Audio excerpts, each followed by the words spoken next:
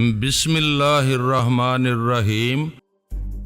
اس نے حیرانی سے پوچھا تم کون ہو؟ وہی ہوں جس کے متعلق تم سوچ رہے ہو۔ اس نے مزید حیرانی سے پوچھا کیا تم میرے خیالات پڑھ رہی ہو؟ ہاں، ہماری خیال خوانی کی رینج محدود ہے، میں 1 کلومیٹر کے فاصلے تک کسی کے بھی خیالات پڑھ سکتی ہوں۔ وہ خوش ہو کر بولا ہماری ٹیم کے لیڈر کے ساتھ بھی ایک خلائی مخلوق ہے، وہ اس کی داشتہ بھی ہے اور دوست بھی، اس کے بہت کام آتی ہے۔ اس کی طرح آج میں خوش نصیب ہو گیا ہوں، تم بھی میری گرل فرینڈ بن کر رہو گی تو میں بڑے فخر سے اپنے ساتھیوں کو تمہارے متعلق بتاؤں گا۔ روشنا نے اس کے قریب آتے ہوئے پوچھا تمہاری ٹیم کے لیڈر کے ساتھ جو خلائی ہستی ہے اس کا نام کیا ہے؟ اس کا نام بدی بدی ہے۔ وہ خوشی سے اچھل پڑی، اسٹیل بروکس کی گردن میں باہیں ڈال کر بولی تم نے مجھے وہ خوشی دی ہے کہ اس خوشی کے بدلے جو مانگو گے وہ تمہیں دوں گی۔ میں تمہارے ساتھ ایسی دوستی چاہتا ہوں جیسی بدی بدی نے ہمارے سپر ماسٹر سے کی ہے۔ وہ میری سب سے عزیز سہیلی ہے، اس نے تمہارے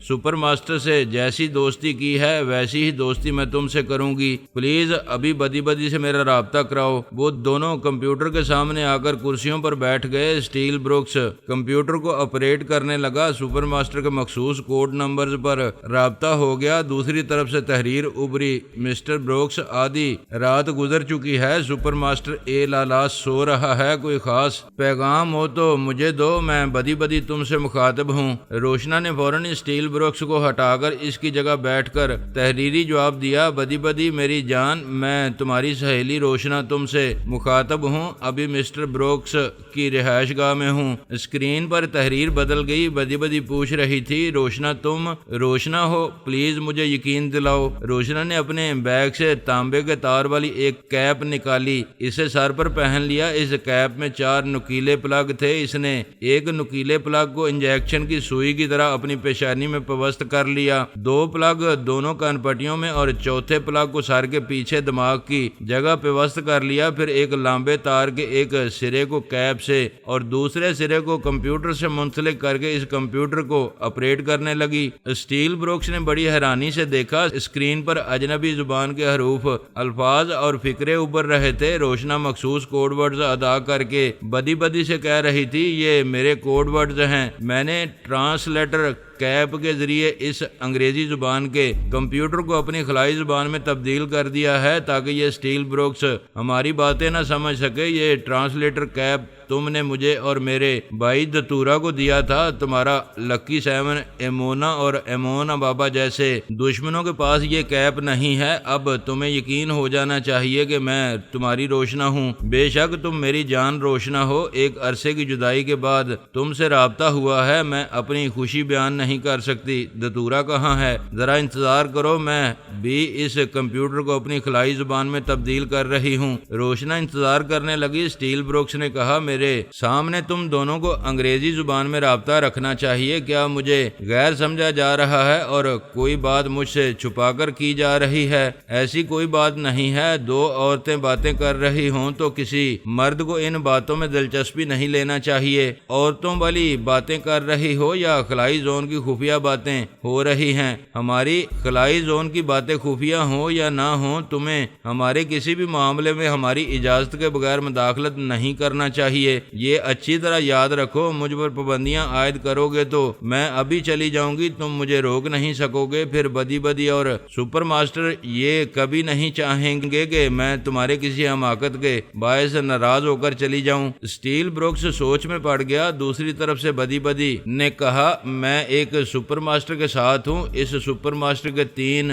ساتھی ہیں، یہ سب مختلف شہروں میں رپوش رہتے ہیں کیونکہ ان کو اس دنیا کے ٹیلی پیتھی جاننے والوں سے خطرہ ہے۔ یہ ایک دوسرے کو بھی نہ اپنی خفیہ رہائش گاہ کا پتہ بتاتے ہیں نہ ہی کسی کو اپنی آواز سناتے ہیں۔ یہ چاروں اپنے دشمنوں سے اتنے زیادہ سہمے ہوئے ہیں کیونکہ مجھے سپر ماسٹر نے بتایا ہے دیوی نامی ایک عورت اور فرحاد علی تیمور نامی ایک شخص اپنے ساتھیوں سمیت بہت چالاک اور خطرناک ہیں۔ صرف آواز سن کر یا تصویر دیکھ کر اپنے مخالفین کے دماغوں کے اندر گھس آتے ہیں۔ بہرحال یہ رازداری سے معلوم کرنا چاہیے کہ ہم دونوں کہاں ہیں۔ روشنا نے کہا میں واشنگٹن میں ہوں۔ اسٹیل بروکس کے خیالات پڑھ کر معلوم ہوا ہے کہ یہ علاقہ واشنگٹن ڈی سی کہلاتا ہے۔ بنگلہ نمبر H12 5 اسٹریٹ نمبر 7 میں ہے۔ یہ اور زیادہ خوشی کی بات ہے کہ ہم دونوں ایک ہی شہر میں ہیں۔ ہمارا بنگلہ بوٹانیکل گارڈن کے گیٹ نمبر 3 کے سامنے ہے۔ اس کی نمایاں پہچان یہ ہے کہ یہ ریڈ بنگلو کہلاتا ہے۔ سپر ماسٹر اور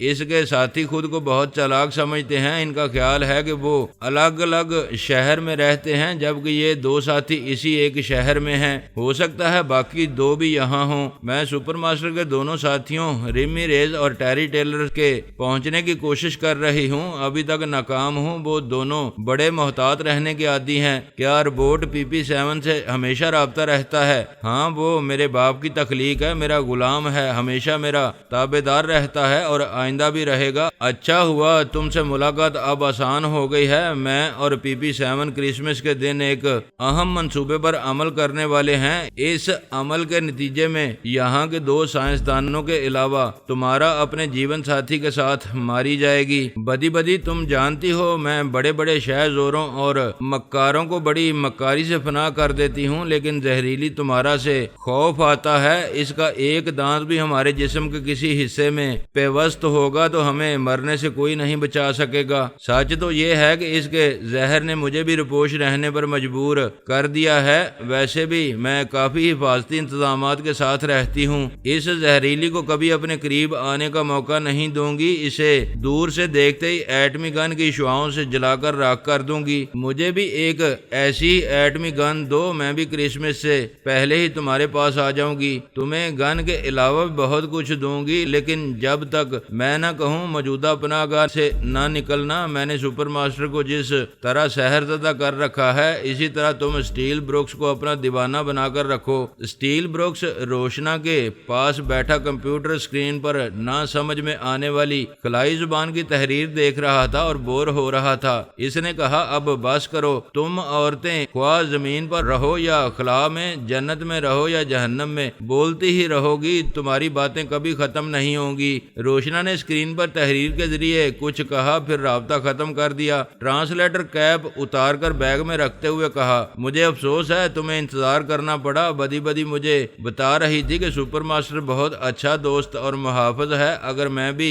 تم سے دوستی کروں اور یہاں تمہارے ساتھ رہوں تو تمام دشمنوں سے محفوظ رہوں گی۔ وہ اسے بازو میں سمیٹ کر بولا تو پھر آؤ ہم دوستی کا آغاز کریں۔ وہ بولی دوستی کا آغاز وہسکی کے جام سے ہوگا۔ میں جب تک 4 پیگ نہیں پیتی اور اپنے ساتھی کو نہیں پلاتی تب تک بند لفافے کی طرح رہتی ہوں۔ وہ دونوں وہاں سے اٹھنا چاہتے تھے۔ اسی وقت کمپیوٹر سے منسلک رہنے والے ایک آلے سے سگنل موصول ہونے لگا۔ اسٹیل بروکس نے کمپیوٹر کو آن کر کے اسے آپریٹ کیا تو اسکرین پر تحریر نظر آئی ہم RR اور TT ریمی ریز اور ٹیری ٹیلر اپنے 2 ساتھیوں ALL سپر ماسٹر لالاس اور SP اسٹیل بروکس کو مخاطب کر رہے ہیں، پلیز جواب دیں۔ اسٹیل بروکس نے جواب دیا میں اسٹیل بروکس حاضر ہوں۔ دوسری تحریر ابری شکریہ تمہارا چوتھا ساتھی سو رہا ہے، اس کی جگہ بی جواب دے رہی ہے۔ اہم بات یہ ہے کہ بابا صاحب کے ادارے سے اطلاع دی گئی ہے کہ خلائی مخلوق کی 2 ہستیاں ایمون ابابا اور اس کی بیٹی ایمونا نے ادارے میں پناہ لی ہے۔ ایمون ابابا کے پاس ایک ایسا کیمرہ ہے جس کے ذریعے فولادی چادر کے اس پار کی تصاویر بھی اتاری جا سکتی ہے۔ ایمون ابابا نے خلائی زون سے آنے والے پاور پلانر کے سر کے اندرونی ساخت اور دماغ کی تصاویر اتاری ہیں۔ ان تصاویر سے یہ انکشاف ہوا ہے کہ پاور پلانر کوئی قدرتی مخلوق نہیں ہے بلکہ ایک آہنی روبوٹ ہے۔ اس پر گوشت پوست کا کھول چڑھا کر خدا کی مخلوق ظاہر کیا جا رہا ہے۔ اسکرین پر تحریر بدلنے لگی، وہاں لکھا ہوا تھا خلائی زون میں ایسے مزید 9 روبوٹ ہیں، یہ ایسے خطرناک اور ناقابل شکست ہیں کہ ایک فوج لاکھوں کی تعداد میں بھی انہیں زیر نہیں کر سکتی۔ ان کے پاس جدید ترین ایٹمی ہتھیار ہیں، ان کے عزائم ہماری دنیا کے خلاف ہیں۔ ایک پاور پلانر کے بعد دوسرے پاور پلانر بھی آئیں گے، وہ ہمارے بہترین سائنسدانوں اور ٹیکنالوجی کے بڑے بڑے ماہرین کو پہلے ہلاک کریں گے تاکہ ہم ارضی دنیا والے جدید سائنسدانوں اور ٹیکنالوجی سے محروم رہیں۔ وہ 10 پاور پلانر اور 3 بڑے سائنسدان ہماری دنیا کو اپنے اپنے قبضے میں لے کر یہاں خلائی مخلوق کی حکومت قائم کرنا چاہتے ہیں۔ اسکرین سے تحریریں مٹ گئیں۔ بدی بدی نے تحریر کے ذریعے کہا، ایمون اب ابا اس ادارے کی ہمدردیاں حاصل کرنے اور وہاں بیٹی کے ساتھ محفوظ رہنے کے لیے ہمارے پاور پلانر کے خلاف زہر اگل رہا ہے۔ اس نے خیالی روبوٹ کی تصاویر حاصل کی ہیں اور اس دنیا کے بولے بالے عوام کو اس روبوٹ سے دہشت زدہ کر رہا ہے۔ روشنا نے اسٹیل بروکس کے کمپیوٹر کے ذریعے کہا، پاور پلانر خلائی زون سے خیر سگالی کا پیغام لایا ہے، وہ بہت جلد امریکہ میں آئے گا۔ ابھی اس کے خلاف جو کچھ کہا جا رہا ہے وہ اسے جھوٹ ثابت کر دے گا۔ ریمی ریز نے پوچھا، مسٹر بروکس تم پاور پلانر کے متعلق کیا جانتے ہو اور اتنے اعتماد سے کیسے کہہ رہے ہو کہ پاور پلانر دشمن نہیں دوست بن کر آ رہا ہے؟ اسٹیل بروکس نے کہا، ابھی یہ سب کچھ میں نہیں کہہ رہا تھا، روشنا کہہ رہی تھی۔ خلائی زون سے آنے والی ایک حسینہ کا نام روشنا ہے اور یہ میرے ساتھ رہتی ہے۔ ٹیری ٹیلر نے پوچھا، تمہارے ساتھ رہتی ہے؟ کب سے ساتھ رہتی ہے؟ پہلے سپر ماسٹر نے ہمیں اعتماد میں لیے بغیر بدی بدی سے دوستی کی، بالکل اسی طرح تم نے ہمارے اعتماد کو دھوکہ دیا ہے۔ ہم چاروں ساتھیوں نے قسم کھائی تھی کہ کسی پانچویں کو کبھی اپنا رازدار نہیں بنائیں گے، لیکن پانچویں رازدار بدی بدی بن گئی اور اب نمبر 6 پر کوئی روشنا رازدار بن گئی ہے۔ بدی بدی نے پوچھا، کیا میرے آنے سے تم لوگوں کو کوئی نقصان پہنچا ہے؟ میں تو تمہارے ملک اور قوم کی برتری قائم رکھنے کے لیے پاور پلانر کا تعاون حاصل کر رہی ہوں۔ میں یقین دلاتی ہوں کہ میری طرح روشنا بھی مسٹر بروکس کے ساتھ رہ کر جلد ہی ایسے کارنامے انجام دے گی کہ تم لوگوں کے دماغوں سے تمام شکوک و شبہات دور ہو جائیں گے۔ ریمی ریز نے کہا، ہم نے ابھی بہت سی اہم باتیں کرنے کے لیے سپر ماسٹر اور اسٹیل بروکس کو مخاطب کیا تھا، لیکن اب ہمیں سنجیدگی سے غور کرنا ہوگا کہ ہمارے جو ساتھی حسین عورتوں کو بیساکھی بنا رہے ہیں، ان سے ہمیں اہم اور خفیہ معاملات پر گفتگو کرنا چاہیے یا نہیں۔ ریمی ریز اور ٹیری ٹیلر نے رابطہ ختم کر دیا۔ روشنا نے تحریر کے ذریعے کہا، بدی بدی ہم پر شبہ کیا جا رہا ہے، ہماری توہین کی جا رہی ہے۔ کیا ایسی صورت میں تمہیں سپر ماسٹر کے پاس اور مجھے اسٹیل بروکس کے ساتھ رہنا چاہیے؟ اسٹیل بروکس نے کہا، پلیز روشنا، ہم توہین نہیں کر رہے ہیں، تم دونوں پر اس قدر بھروسہ کر رہے ہیں کہ صرف اپنے گھر میں نہیں اپنے دل میں بھی جگہ دے رہے ہیں۔ بدی بدی نے تحریر کے ذریعے کہا، روشنا، سپر ماسٹر اور اسٹیل بروکس بہت ذہین اور معاملہ فہم ہیں، ہم دونوں کی محبت اور خلوص کو سمجھتے ہیں، غصہ تھوک دو، تم مسٹر بروکس کے ساتھ رہو گی، شب بخیر۔ رابطہ ختم ہو گیا۔ روشنا اور اسٹیل بروکس پینے اور کچھ کھانے کا سامان لے کر بیڈ روم میں آئے۔ اسٹیل بروکس بہت خوش تھا۔ خلائی زون کی ایک حسینہ ابھی اس کے بیڈ پر آنے والی تھی۔ وہ نہیں جانتا تھا کہ بدی بدی بھی سپر ماسٹر کے بیڈ پر آتی ہے، مگر آنے سے پہلے ہی وہ 2 پیگ میں لڑک جایا کرتا ہے۔ صرف آدھے گھنٹے میں اسٹیل بروکس بھی لڑک گیا۔ رات کے 2 بج گئے تھے۔ ریمی ریز اور ٹیری ٹیلر اپنی اپنی خفیہ رہائش گاہ میں جاگ رہے تھے۔ ان کے دماغوں میں خطرے کی گھنٹیاں بج رہی تھیں۔ وہ اپنے اپنے کمپیوٹر کے سامنے بیٹھے ایک دوسرے سے کہہ رہے تھے، پہلے بدی بدی اچانک سپر ماسٹر کے پاس پہنچی، پھر آج اچانک انکشاف ہو رہا ہے کہ اسٹیل بروکس کے پاس بھی ایک خلائی حسینہ ہے۔ سوال پیدا ہوتا ہے، صرف سپر ماسٹر اور اسٹیل بروکس کے پاس خلائی حسینائیں کیسے پہنچ رہی ہیں؟ کیسے ان کی خفیہ رہائش گاہ کا پتہ ان حسیناؤں کو معلوم ہوا؟ ریمی ریز نے ٹیری ٹیلر سے کہا، ٹیری، کیا اسی طرح اور 2 عدد خلائی حسینائیں اچانک ہم دونوں کے پاس پہنچیں گی اور ہماری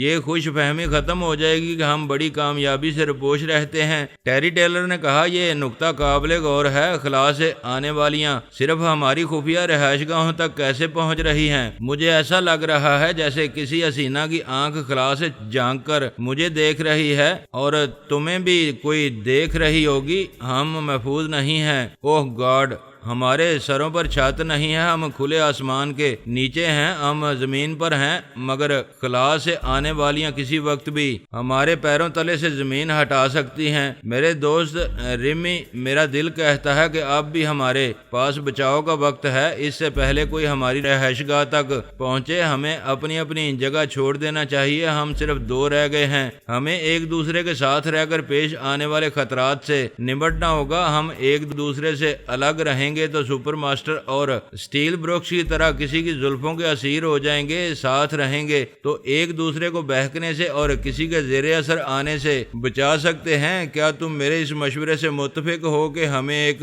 لمحہ بھی ضائع کیے بغیر اپنی اپنی جگہ چھوڑ دینی چاہیے؟ میں تم سے متفق ہوں۔ موجودہ حالات میں ہمیں ایک ساتھ رہ کر پیش آنے والے مسائل کا سامنا کرنا ہوگا۔ میں ابھی مونٹریال میں ہوں، تم کہاں ہو؟ مجھ سے کب اور کہاں مل سکتے ہو؟ میں بھی کینیڈا میں ہوں۔ صبح سے پہلے کوئی ایئر بس نہیں ملے گی تو چارٹرڈ ہیلی کاپٹر کے ذریعے بوسٹن کے ساحلی شہر پہنچوں گا۔ مونٹریال سے بوسٹن قریب ہے، تم مجھ سے پہلے وہاں پہنچو گے۔ ہوٹل شیریٹن میں اپنے اور میرے لیے ایک ایک کمرہ حاصل کر لو۔ میرے پاس جو شناختی کاغذات وغیرہ ہیں ان کے مطابق میرا نام ہیریسن فورڈ ہے۔ تم اپنا نام بتاؤ۔ میرا نام جیکی ہنٹر ہے۔ ہمارے ناموں سے ہوٹل کے جو کمرے ریزرو ہوں گے، ان ناموں سے اور روم نمبر سے ہم ایک دوسرے کو پہچان سکیں گے۔ ہمیں اس پہلو کو نظر انداز نہیں کرنا چاہیے کہ بوسٹن پہنچنے تک ہماری راہ میں کوئی مصیبت حائل ہو سکتی ہے۔ ہمیں ایک دوسرے سے باخبر رہنے کے لیے اب ایک دوسرے کے دماغوں میں پہنچنا چاہیے۔ ہم نے اپنی رہائش گاہوں میں فون نہیں رکھا ہے، فون ہوتا تو آوازیں سن کر ایک دوسرے کے دماغوں میں پہنچ جاتے۔ کوئی بات نہیں، واشنگٹن میں اس وقت اسمبلی کا اسپیکر سو رہا ہوگا، ہم دونوں اس کی آواز اور لہجے سے اچھی طرح واقف ہیں۔ آؤ ہم اس کے اندر پہنچ کر باتیں کریں۔ وہ دونوں دوسرے ہی لمحے میں اسپیکر کے اندر پہنچ گئے۔ ایک تو وہ گہری نیند سونے کا وقت تھا، دوسرے یہ کہ اسپیکر نے خواب اور دعا استعمال کی تھی۔ پرائی سوچ کی لہریں اسے بیدار نہیں کر سکتی تھیں۔ ریمی ریز نے کہا، میں یہاں موجود ہوں mister Harrison Ford. Terry Taylor, کیا تم بھی ہو؟ ٹیری ٹیلر نے کہا، یس مسٹر جیکی ہنٹر۔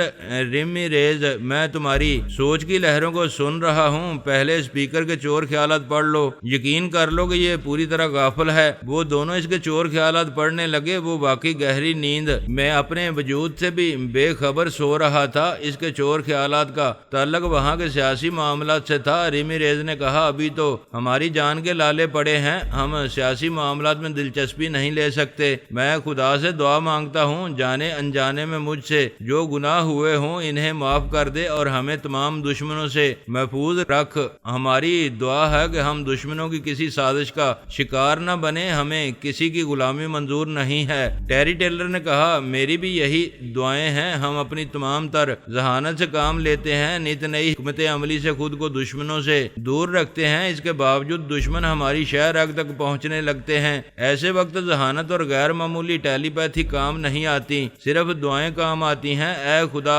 ہماری دعائیں قبول کر، ہمیں دشمنوں سے دور اپنی حفاظت میں رکھ۔ ریمی ریز نے کہا، اب میں تمہارے دماغ میں آ رہا ہوں، اس کے بعد تم میرے اندر آ سکتے ہو۔ پھر اس نے ٹیری ٹیلر کے اندر آ کر کہا، خدا کے سامنے جھکنے سے اور دعائیں مانگنے سے ایک عجیب طرح کا سکون ملتا ہے، شاید اسے ہی روحانی سکون کہتے ہیں۔ اب تم میرے پاس آؤ۔ ٹیری نے اس کے اندر آ کر کہا، ہم ٹیلی پیتھی جانتے ہیں، غیر معمولی سماعت اور بصارت رکھتے ہیں، حیرت انگیز جسمانی اور دماغی قوتوں کے حامل ہیں، اس کے باوجود ہم دشمنوں سے خائف ہیں۔ صرف خدا کی مدد اور مہربانیاں حاصل ہونے کی امید پر اطمینان اور سکون حاصل ہوتا ہے۔ اب ہمیں اپنی اپنی رہائش گاہ کو چھوڑ دینا چاہیے۔ میں یہاں سے نکل رہا ہوں، کہیں دور جانے کے بعد اطمینان سے رابطہ کروں گا۔ ان دونوں نے اپنی اپنی ضرورت کا سامان ایک اٹیچی اور بریف کیس میں رکھا، پھر جیسے محفوظ پناہ سمجھتے تھے اسے چھوڑ کر ایئرپورٹ کی طرف جانے لگے۔ ویسے تو وہ دونوں ہر طرح سے محفوظ تھے، کسی بھی دوست یا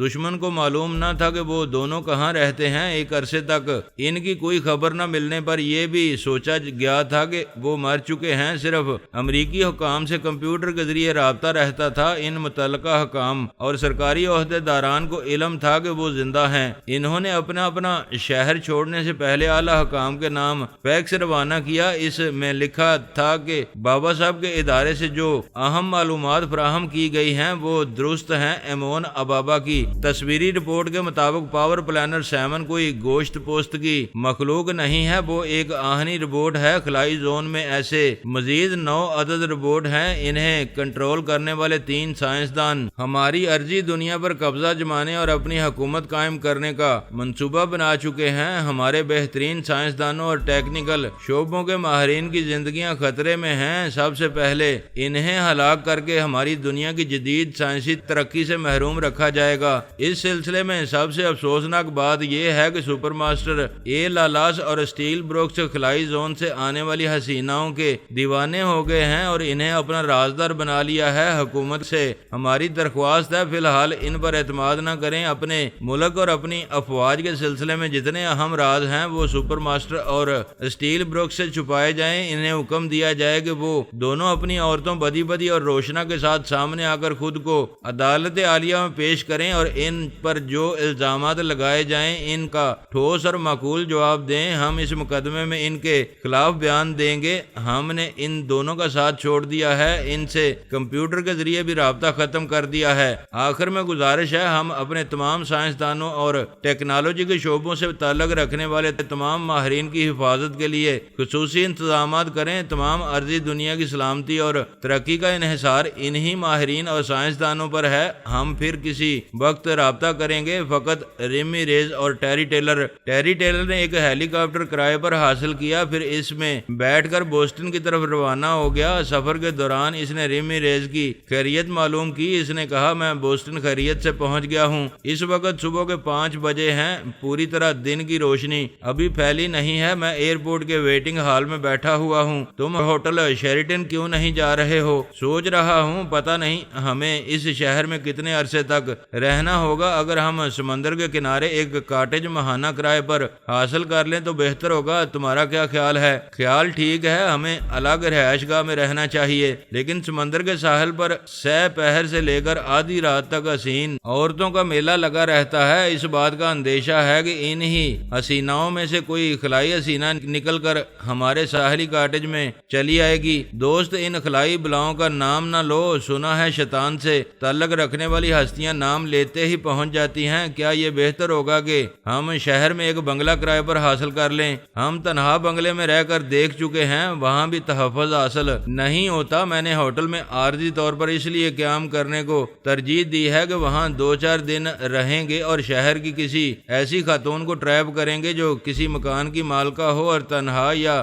کسی ایک فرد کے ساتھ رہتی ہو۔ وہ بوڑھی ہوگی تو اسے ماں بنا لیں گے، جوان ہوگی تو اسے بہن بنا لیا جائے گا۔ وہ ہماری معمولہ اور تابع دار رہے گی۔ ہم 2 مرد تنہا نہیں رہیں گے، فیملی لائف گزاریں گے تو کسی کو ہم پر شبہ نہیں ہوگا۔ یہ اچھا آئیڈیا ہے۔ میں ابھی ہوٹل شیریٹن جا رہا ہوں۔ وہ اپنی اٹیچی اور اوور کوٹ سنبھال کر اٹھنا چاہتا تھا کہ اسی وقت ایک حسین عورت نے اس کے قریب بیٹھتے ہوئے کہا، ہائے کیا تم تنہا ہو؟ ریمی ریز کی آدھی جان نکل گئی۔ ابھی اس نے کہا تھا کہ شیطان سے تعلق رکھنے والی ہستیوں کا نام لو تو وہ فوراً حاضر ہو جاتی ہیں۔ وہ فوراً ہی اٹھ کر بولا، میں یہاں تنہا بیٹھا ہوا تھا، اب تم تنہا بیٹھی رہو گی؟ پلیز مجھے غلط نہ سمجھو، میری بات سنو۔ وہ جاتے ہوئے پلٹ کر بولا، تم میری بات سنو، میں عورتوں سے ہمیشہ دور رہتا ہوں۔ تم کال گرل بھی ہو سکتی ہو یا کوئی مصیبت زدہ بھی، دونوں صورتوں میں میں تمہارے کسی کام نہیں آؤں گا۔ میرا پیچھا نہ کرنا۔ وہ اس حسینہ سے دور تیزی سے جانے لگا۔ اس دوران ٹیری ٹیلر نے حسینہ کے چور خیالات پڑے تھے۔ وہ کوئی خلائی مخلوق نہیں تھی۔ اپنے شرابی شوہر سے بیزار ہو کر اپنے والدین کے پاس نیو یارک جانا چاہتی تھی، لیکن اس کے پاس رقم نہیں تھی۔ وہ کسی سے رقم مانگ کر یا لفٹ لے کر نیو یارک جانا چاہتی تھی۔ ٹیری ٹیلر نے ریمی ریز کو اس حسینہ کے بارے میں بتایا۔ اس نے کہا، میں ابھی اس کے خیالات پڑھنے والا تھا۔ بہرحال یہ اطمینان ہوا کہ وہ خلائی مخلوق نہیں ہے، لیکن ٹیری ہمارے 2 ساتھیوں کے پاس جو حسینائیں موجود ہیں وہ خود کو خلائی ہستیاں ثابت کر رہی ہیں۔ ہم کسی حد تک تسلیم کر رہے ہیں۔ اس کے باوجود شبہ ہے کہ دیوی حسین عورتوں پر تنویمی عمل کر کے انہیں خلائی مخلوق بنا کر ہمارے پاس بھیج رہی ہے۔ ہاں، یہ پہلو میری نظروں میں بھی ہے۔ دیوی نے پچھلے سپر ماسٹر کے دور میں ہمارے ملک کے ٹیلی پیتھی جاننے والوں اور فوجی افسران پر بڑی مضبوط گرفت رکھی تھی۔ اگر یہ سلسلہ جاری رہتا تو وہ پورے امریکہ پر حکومت کرنے لگتی۔ موجودہ سپر ماسٹر نے اسے بری طرح شکست دی، اس ملک سے اس کے قدم اکھاڑ دیے۔ وہ بڑی ضدی اور ظالم عورت ہے، اپنی شکست کو نہیں بھولی ہوگی۔ ایک نئے سرے سے خلائی مخلوق کا ڈرامہ پیش کر رہی ہے۔ بابا صاحب کے ادارے سے خلائی مخلوق کے سلسلے میں جو کچھ کہا گیا ہے وہ درست ہو سکتا ہے، لیکن دیوی جب بھی کچھ کرے گی اس میں فراڈ ضرور ہوگا۔ ابھی جو حسینہ اپنے شوہر سے بیزار ہو کر میرے پاس آئی تھی وہ دیوی کی اعلی کار ہو سکتی ہے۔ دیوی نے اس کے دماغ سے تمام اصل چور خیالات مٹا دیے ہوں گے اور اس کے دماغ میں شرابی شوہر والی کہانی نقش کر دی ہوگی۔ بہرحال جو کچھ بھی ہو، ہم عورت تو کیا کسی جوان مرد یا بوڑھے تھوڑے پر بھی بھروسہ نہیں کریں گے۔ وہ ایک ٹیکسی میں بیٹھ کر ہوٹل کی طرف جانے لگا۔ ٹیری ٹیلر دماغی طور پر ہیلی کاپٹر میں حاضر ہو گیا۔ وہ پچھلی سیٹ پر بیٹھا ہوا تھا، آگے پائلٹ کے ساتھ اس کا اسسٹنٹ بیٹھا ہوا تھا۔ وہ اسسٹنٹ اپنی سیٹ پر پیچھے ٹیری ٹیلر کی طرف گھوم گیا تھا۔ اس نے دونوں ہاتھوں سے ایک ریوالور کو تھام رکھا تھا۔ اس کا رخ ٹیری ٹیلر کی طرف تھا۔ ٹیری ٹیلر نے پوچھا، مجھے یہ کھلونا کیوں دکھا رہے ہو؟ وہ مسکرا کر بولا، یہ موت کا کھلونا ہے۔ میں نے فلائنگ کمپنی کے آفس میں تمہیں اٹیچی کھولتے دیکھا تھا۔ اس میں 1000 کے نوٹوں کی کئی گڈیوں کی جھلک نظر آئی۔ میرا اندازہ ہے اس اٹیچی میں لاکھوں ڈالر ہیں، 25 لاکھ ڈالر ہیں۔ کیا اس معمولی رقم کے لیے تم مجھے مار ڈالو گے؟ معمولی رقم؟ اس نے حیرانی سے پوچھا۔ اس کا مطلب ہے تم بہت بڑی اسامی ہو۔ یہ بتاؤ، اگر میں تمہیں اغوا کروں گا تو کیا تاوان کے طور پر مجھے 1 کروڑ ڈالر مل سکتے ہیں؟ 1 کروڑ؟ ٹیری ٹیلر نے سوچنے کا انداز اختیار کیا، خاموش رہ کر فوراً پائلٹ کے خیالات پڑے۔ وہ بیچارہ پریشان تھا۔ فلائنگ کمپنی کی طرف سے آج اسے یہ نیا اسسٹنٹ دیا گیا تھا۔ وہ سوچ بھی نہیں سکتا تھا کہ ایک بہروپیہ اسسٹنٹ بن کر آئے گا۔ جب ہیلی کاپٹر نے پرواز شروع کی تھی تب اس بہروپیے نے ایک چھوٹی سی پرچی پائلٹ کو دی تھی۔ اس پر لکھا تھا، میرے ہاتھ میں ریوالور ہے، اسے دیکھو اور خاموش رہو۔ پیچھے بیٹھے ہوئے مسافر کو شبہ ہوگا یا تم کوئی چلاکی دکھاؤ گے تو فوراً تم دونوں کو گولی مار دوں گا، گولی مار کر اس ہیلی کاپٹر میں فرار ہو جاؤں گا۔ بہروپیے نے پوچھا، کیا سوچ رہے ہو؟ خاموش کیوں ہو؟ ٹیری ٹیلر نے کہا، مجھے سوچنے دو، میں اغوا ہونا نہیں چاہتا۔ کوئی ایسی صورت نکالنا چاہتا ہوں کہ مجھے اغوا کیے بغیر تمہیں 1 کروڑ ڈالر یہیں مل جائیں۔ کیا تم کوئی چلاکی دکھانا چاہتے ہو؟ مجھے بیوقوف سمجھتے ہو؟ اسی ہیلی کاپٹر میں تم 1 کروڑ ڈالر کہاں سے لاؤ گے؟ تم احمق ہو اور احمقانہ سوال کر رہے ہو۔ تمہیں کیا معلوم کہ میں نے اپنی بیوی کے لیے 40 لاکھ ڈالر کا ایک ہیرے کا نیکلس خریدا ہے؟ وہ اس اٹیچی میں ہے۔ بہروپیے کا منہ للچائے ہوئے انداز میں کھل گیا۔ ٹیری ٹیلر نے کہا، پلیز مجھے ذرا خاموش رہ کر سوچنے دو کہ اور کتنی مالیت کا سامان میرے پاس ہے۔ وہ بولا، ہاں ضرور سوچو، بوسٹن ابھی دور ہے، میں 15 منٹ کا ٹائم دیتا ہوں۔ ٹیری ٹیلر نے سوچا، اگر وہ ٹیلی پیتھی کا مظاہرہ کرے گا تو پائلٹ واپس جا کر فلائنگ کمپنی کے دفتر میں رپورٹ دے گا کہ اسسٹنٹ